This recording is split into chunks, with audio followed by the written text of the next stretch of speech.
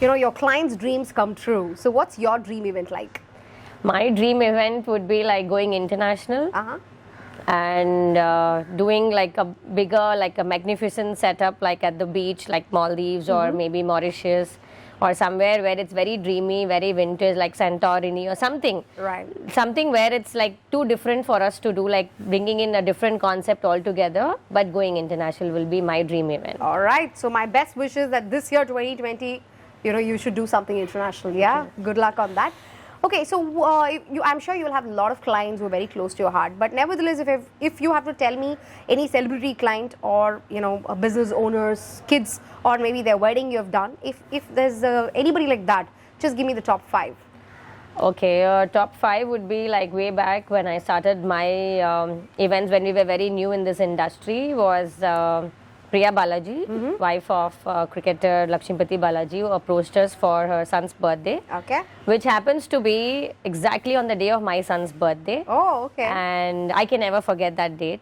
So when is that? It's March 20. March 20. And it was so much fun. Like we just had like a 10-15 minute meeting, and she just confirmed with everything. And I'm very grateful that she had come to us and we could deliver the best thing to her, and that would be number 1. And then we've had very sweet friend of mine, Neha Loda, for whom she had planned a very sweet surprise for her husband, and also for her sister-in-law, baby shower. And then we've had Swarnamugi Karthik, who's also a beautiful person altogether, whom we've recently associated to, and who've been referring us to so many clients. Then of course Tanya Samtani. She is like the charming lady I think most of them will be knowing, like she's been there for me like always. Okay. And then would be like a very recent setup for Casa Grande, which is Dorothy Thomas. So these are the premium top names that I can just list like right now, but I have like so many people whom I can just like keep on naming, but then these were the top 5 who I could just think like. Yeah, so since I asked for just the top 5, so she's given in, I'm sure, as you said, there's a lot more, but just that we don't have time on the show. Yeah. Yes. All right, Abisha. So, okay, so let's get little quizzing about what does your handbag normally carry? Okay, my handbag. My handbag will have my list of planner first. My planner comes first. Being an event, not being an event planner, but my planner comes first. Right, and this it's time personal being, and professional. Yes, and this year being 2020, I have a very huge planner, which goes in where we write notes, where we plan our day accordingly, where whom we have to meet and prioritize things. Right. And then of course Chennai and the heat that we have, I'm bound to skip meals in between events and coffees and everything. Right. So my bottle of water. Then of course my love for car, my car key. And then I would have, this little bit of the measuring tape or whatever goes in, like some bit of other stationery as well. Okay. And maybe what, like, I'm not able to like think because the bag is quite light. So there's no cosmetic stuff that you carry. Normally every woman does it, no? So no not really, no kajal, no not lipstick, really. Maybe like a lip gloss or something. But yeah, I prefer being like that, simple. More natural. Yeah. So how I go the day of the morning, like I return back the same day. Like it's just the same way how I go and how I come. That's not much of this thing. Okay. I know she already said she loves nature, so she likes to keep it natural, no? That's nice. Yes, true. That's good, Abisha. Okay, as being an event planner, I'm sure you need a lot of skill sets, right? And so when I talk about skills, I think you like, for example, like problem solving or, in terms of, time management, there are a lot of skills that's required.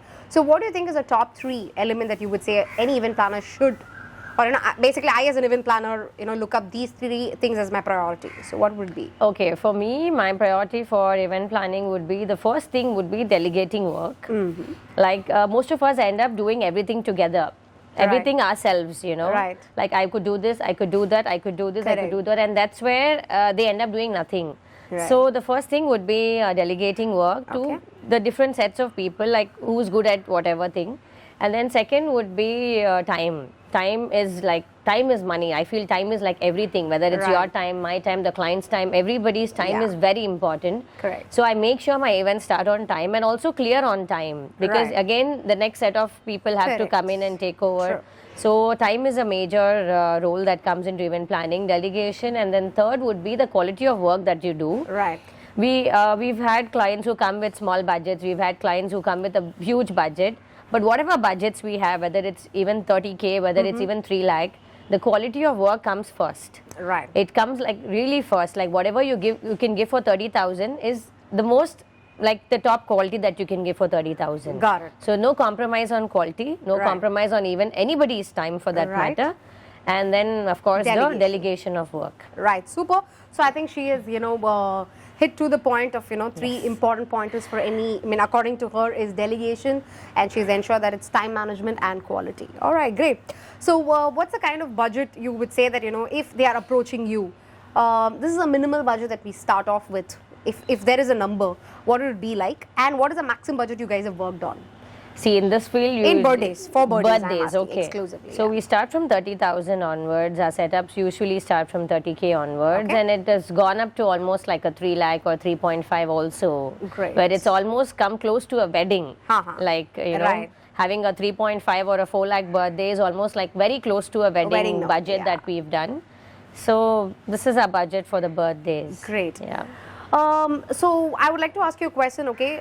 You're an event planner, and on one particular day, you're having an event. Okay, say 2-3 events, let's say that way. How would you prioritize it? For example, in one day you have 3 events. Prioritize as in, like, one, the number of work that you need to do for the particular event. Okay, each event will have different level of workload that you need to do, number one. Yes. Or budget. Somebody pays you high, though the work might be less or more, I have no idea about it, but would you prioritize because he's paying me more, I need to focus more there? Will that be? Or third is sometimes you have a very concerned client. Like they have always butterflies more than you. They're like, Abisha, is it done? Is it done? Is it done? They get so tensed about it. Like, because it's their event. We respect that. True. But nevertheless, how do you handle, if you have these 3 zones, how would you prioritize it? Okay, having these 3 zones, we've actually experienced ourselves. Okay. Considering the big budget parties that you mentioned, of course, they come in the priority because, not because they've given us more money so that we give them more staff or more this thing, because the scope of work is more. Right. When you have bigger budget, it's not that only money is involved, that only the amount you see. Yeah. But you don't see that they should have the value for money. Correct. So, of course, it comes with a lot of detailing that we have to give. So, that event will definitely go into the priority because it has a lot of detailing that we have to do, and whatever we've charged, the client should be satisfied with the amount that they've given. Right. So that particular event will have the most of the thing. Okay. They'll have a most of our attention will go on that, whether from the loading till the unloading of the vehicles. That will have the major part of it, and I am the one who will be there for all the 3 setups. Like mainly I'm there for every event of mine. Even though I just visit like for say like 10 minutes or 15 minutes, but I make sure that I go see everything and come back. So first would be that, and secondly, in terms of planning, we split the teams. The splitting of the team is very important. When you have 3 events in a day, we split our major people to 3 different places and not have everybody in one place. Okay. So I monitor all the 3 events, but 3 teams are sent to 3 different places. And then I'm the main person to deal with all the 3 events and the clients, of course. So that is one thing. And secondly, what happens is at this time, you have to make sure that no events clash with timings. So the events that we took, the 3 in a day events, one was a morning event. So that setup started the previous night. Okay. So, there was slightly some bit of rest breathing and some bit of thing that, okay, we can, take this up because we had the resting time or a breathing time, not of course resting time, but we have some time in between to see how things are. So, so that's how you prioritize. So the first will be the someone who pays you the high budget, but it's not concerned of budget because you have a lot of intricacy to be seen on. That's first. Second, who would you focus on? Is it going to be a client who is really concerned? Would that be a priority on the list? Or the work required on the event? See, now the ones who have paid us a huge amount will not generally have the butterflies in their stomach because they know that it will be taken care, because they know that, okay, we've given her this much and it's something that they might have that proper blind trust or faith that okay, it will be taken care, and we've also somewhere given them the assurance that it will be taken care. Coming to, I would not prioritize my clients as in like you paid me more. A client is a client and work is like everybody is important to us, so we don't generally prioritize as such. But I make sure every event we do has to be justified or has to be satisfied. So Got it. second would be like, probably the event that we did in the morning and how to go about it. We have the same eye to everything. We have Got the it. same set of details to almost every client who is given us. Got it. Whatever work we have. Got it. Okay. So that's well said, Abisha. So almost we are coming to the end of the My Talk Show, where always in every event of yours, you make your client, feel like a star. Yeah, undoubtedly. So that's your duty. So today, you're on My Talk Show as a star. How is the feeling of being a star? Oh, how do I say you? It feels very special. Like I'm sitting like this as if it's like a, Karan Johar coffee with conversation or something like that. It made me literally feel, because I'm sitting with peace, Yeah. Sure, if you've seen me in my events, I've always been running around and Correct. we've never spoken like this in our setup. So Yeah, wherever very you've true. come. Very So true. this has given me like a very open mind, and it's given me a very peaceful thing that, okay, I'm talking about my brand, I'm talking about something that I do, I'm talking about something that I love to do. So I think I'm really grateful that you've given me a different arena to talk and to be like, myself here at the show or however it is. So Pleasure is this is mine. really something very different, very Thank you. peaceful, I would say. Thank you, Abisha. So what was your thought, when I called you up for the very first time and I spoke to you about this concept of, interviewing event planners? Okay, for that matter. Have you ever given any interviews before? I have no idea, so... Not really. We have not given any interview as such, but we've spoken about my brand and myself, how we started at when I received my award at the India Leadership Award that we received. So I had to talk a little bit about Tinsel Diaries and how we started. Is there where I just spoke about a bit, but not like a casual talk show or something like this. like Is a my more first, of, like a video based, it was never yes, done. This is the no. first time you're doing Yes, it. Okay. yes. So how was the feeling, when I called you up and I said that, I was very excited. I was Okay. really excited. The moment you said, January, you'll be free for this, and I was like, okay, I'm up for it. It's the new year, 2020, and we've been so energetic this year. Great. That I was really looking forward to this, and it's just at the beginning of the year that's going to unfold. So this was really exciting. It was something very different. Great.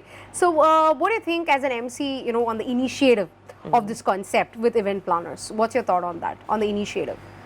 I think it would give people a lot of, a focus and the minds that they go that, that there something like this also can happen. Right. This is not given any event planner for that matter. It's not given any avenue as such. Like Right. you've started this has given an avenue to know event planners to Yeah. also know how we can take this MC part or host part. Right. MC or host is just not just entertaining with the live crowd or anything like that. This also can be a part of this thing by knowing event planners or knowing some music artists or anything. Right. So you have somewhere opened a gate or a doorway or a pathway to a little bit of creativity in your field. Right. So it's really nice. It's something different to start with, and creative, of course. Thank you so much, Abisha.